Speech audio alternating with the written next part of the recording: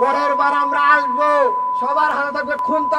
Hello guys, তো কালকে রাত্রে বাংলাদেশে কিছু খবর দেখলাম। খবরটা দেখে সেটা একটা নতুন একটা খবর পাইছি। খবরটা হচ্ছে গিয়ে বাংলাদেশে বলে একজন দাঁতলা ভাই নামে একটা নতুন নেতা আইছে। সো চলো দাঁতলা ভাইয়ের একটু ভালো করে ধুয়ে দিই, ওয়াশ করে দিই। পরের বার আমরা আসবো, সবার হাতে থাকবে খুন্তা কুড়াল, একটা ইট আস্ত রাখা হবে না এখানে। কেরে রে ভাই, ফরের বারে কেরে খুন্তা করে উঠে কেরে ফরের বার তোর যে দাঁত বানাইছ ভাই, এই দাঁত দিয়ে তো যথেষ্ট। এই দাঁত দিয়ে তো সবকিছু কাটতে শেষ করলাম যায়। একই সাথে সাথে বহির্বিশ্বের অন্যান্য দেশগুলোকে হুঁশিয়ারি করে বলে দিতে চাই, যারা ভাই তুমি অন্যান্য দেশে কিতা হুমকি দিবা? তোমার পিছে একজন ধরে রাখছে, তুমি নি কোন সময় উল্টে পড়ে যাবা ভাই। নেশাটা অনেক একটু বেশি করে লেছে ভাই। আপনাদের বিরুদ্ধে গণ বয়কটের ঘোষণা দিতে আমাদের এক মুহূর্ত চিন্তা করতে হবে না। আর ভাই তোরা কিতা বয়কট করবে? আমরা তো তোর কাছে জিনিস পাঠাতাম না, কারণ তোরা জিনিসপত্র পাঠালে তোরা টেয়া পয়সা ঠিক করে দেস না। তোরা কিতা জিনিস পাঠাবো? তোরা সব কিছু পাঠান লাগে, কারেন্ট তো শুরু করে সেটা যত কিছু সব কিছু তোরা পাঠান লাগে। গতবার শুধু জাস্ট আমরা মরিচ পাঠাইছিলাম না, শুধু মরিচ 1200 টাকা কেজি হয়ে গেছে। বাংলাদেশের হোটেলের মেইন খাওয়ান তখন হয়ে গেছে কি আলু ভর্তা আর মানে আলু ভর্তা। ওর জন্য কিতা হয়েছি। বাংলাদেশ জেগে উঠছে, ইনশাল্লাহ ভারত খণ্ড খণ্ড হবে। ত্রিপুরা, মেঘালয় এদের সাথে আমাদের শত্রুতা নাই, আমাদের শত্রুতা মোদির সাথে, কষায় মোদি।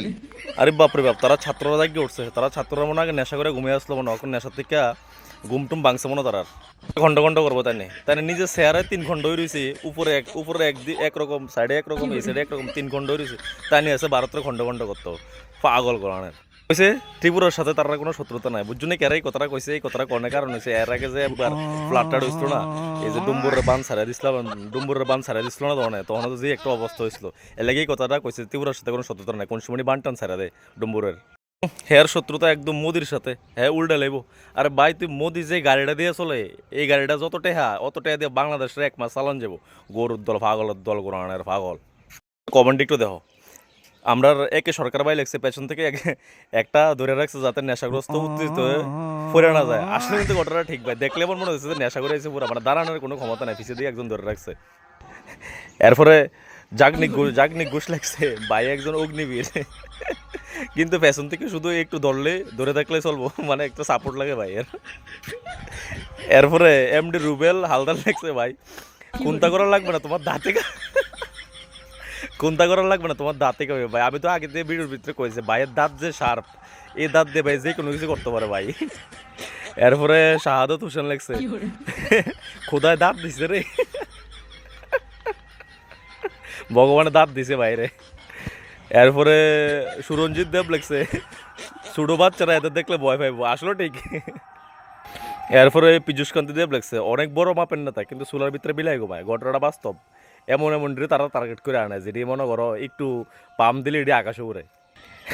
এরপরে Aziz Mondal লেগছে, magic tooth powder ব্যবহার করুন সুস্থ থাকুন। ভাই ম্যাজিক টুথ পাউডার ব্যবহার করলে বাইয়ের দাঁত আরও শার্প হয়ে যাবে, তখন ভেজাল আছে। এরপরে রুকন লেগছে, বাতাস আনলে টিকবে না হালায়। ঘটনাটা ঠিক। আরেকটা কথা আমি কই দিই ভাই, বাংলাদেশ রেডি আছে না, মানে কিতা কইতাম, এটি আছে না মাথা পুরা খারাপ আছে। তারা মনে করে, তারা কিতা জানি মনে করে, তারা যত কিছু আছে তারা ম্যাক্সিমাম 90% জিনিস আমরার উপরে ডিপেন্ডেন্ট। ঠিক আছে, আমরা যদি সব কিছু তারা বন্ধ করে দিই, তার অবস্থা কী হবে তারা নিজে কইতে পারে না। এরপরেও মানে কিছু কিছু অবুঝ ফোলাফাইন আছে, এটিরে তাল দিয়ে সেটা ক্যামেরার সামনে আনে। এই কয়েকটা ফোলাফাইনের লেগে বাংলাদেশের পুরো পরিস্থিতি খারাপ হইতেছে। এর আগেও সেম ঘটনা হয়েছে, কিছু ফোলাফাইনটা তাল দিয়ে মার্কেটে নামাইছে, রাস্তাত নামাইছে।